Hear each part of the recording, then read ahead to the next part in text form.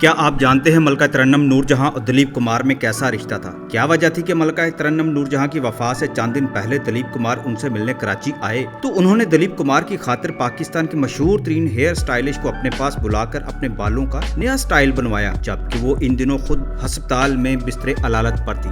ناظرین، ملکہ ترنم نور جہاں ایک ایسی تاریخ کا نام ہے جس کا ایک سرا پاکستان اور دوسرا انڈیا تک پھیلا ہوا تھا۔ انڈیا سے پاکستان تک ان کا گائیکی اور ایکٹنگ کا سفر ان گنت داستانوں سے بھرا ہوا تھا۔ وہ جس فلم میں بھی جلوہ گر ہوئیں، اس کا ہیرو ان کے حسن سلوک کا دیوانہ ہو گیا۔ جس نے انہیں دیکھا وہ بھی ان کے گیت گانے لگا۔ آج کی اس ویڈیو میں دو انڈین اداکاروں کا ذکر کروں گا جن کے ساتھ نور جہاں کا دل سے بھی رشتہ قائم ہوا۔ یہ احترام کا رشتہ تھا جو دم آخر تک قائم رہا۔ ملکہ ترنم نور جہاں کی زندگی بھارت کے سپر سٹار اداکار پران کے ساتھ بھی پروان چڑھی تو دلیپ کمار کے ساتھ بھی ان کا سفر آگے بڑھا۔ پران کے ساتھ انہوں نے فلم خاندان میں کام کیا، جبکہ یہ فلم ان کے بعد میں ہونے والے شوہر اور اس وقت کے ڈائریکٹر شوکت حسین رضوی نے 1942 میں ریلیز کی تھی۔ اس فلم کی کہانی مشہور ادیب امتیاز علی تاج نے لکھی تھی۔ اس وقت نور جہاں بیبی نور جہاں تھی، عمر یہی کوئی 16 برس کی ہوگی۔ جب وہ پران کے ساتھ خاندان میں ایک ساتھ جلوہ گر ہوئی تو بہت سی کہانیوں نے بھی جنم لیا۔ حالانکہ پران اور نور جہاں کے درمیان کسی قسم کا مواشقہ نہیں تھا، مگر احترام کا رشتہ سب سے زیادہ مضبوط تھا۔ اس کے باوجود باتیں نکلی۔ البتہ اس فلم کی ریلیز ہوتے ہی شوکت حسین رضوی نے نور جہاں سے شادی کر لی تھی۔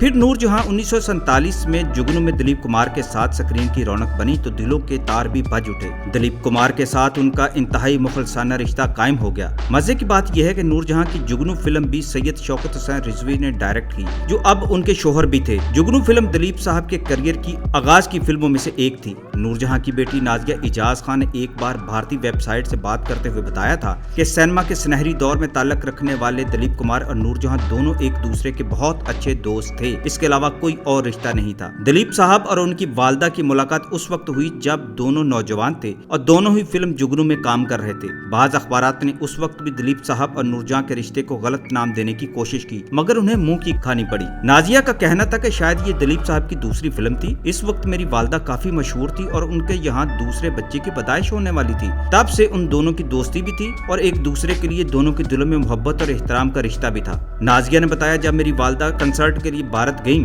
تو دلیپ صاحب اسٹیج پر گئے اور کہا، میڈم آپ 35 برس بعد انڈیا آئی ہیں اور ہم 35 سال سے آپ کا انتظار کر رہے ہیں۔ دلیپ صاحب نے میری والدہ کا انٹرویو بھی کیا اور یہ پہلی بار تھا جب دلیپ کمار خود کسی کا انٹرویو کر رہے تھے۔ اس انٹرویو میں آپ ان دونوں کی ایک دوسرے کے ساتھ محبت اور دوستی کی مثالیں دیکھ سکتے ہیں۔ دلیپ صاحب کو موسیقی سے محبت تھی اور شاید یہی وجہ تھی میری والدہ اور دلیپ کمار کے درمیان اتنی محبت قائم ہو گئی۔ جب میری والدہ بھارت گئیں تو دلیپ کمار اور یش چوپڑا نے بمبئی میں ان کی میزبانی کی اور ان سے گانے بھی سنے۔ ناظرین، میرے استاد محترم علی سفیان افاقی نے مجھے بتایا تھا کہ ملکہ ترنم دلیپ صاحب کو اپنے بھائی کی طرح سمجھتی تھی اور ہمیشہ ان کا نام احترام سے لیتی تھی۔ یہی وجہ ہے جب دلیپ صاحب نے زندگی میں کسی کا پہلی اور آخری بار انٹرویو کیا تو یہ ملکہ ترنم نور جہاں تھی۔ اس کے لیے وہ کراچی آئے تھے۔ اس پر مشہور ہیئر سٹائلسٹ نبیلہ نے ٹویٹ کیا تھا کہ دلیپ کمار گلوکارہ میڈم نور جہاں سے ان کے انتقال سے کچھ دن پہلے ہی ملے تھے۔ نبیلہ نے اپنی ایک انسٹاگرام پوسٹ کے ذریعے انکشاف کیا تھا کہ انہوں نے دلیپ کمار کو ملکہ ترنم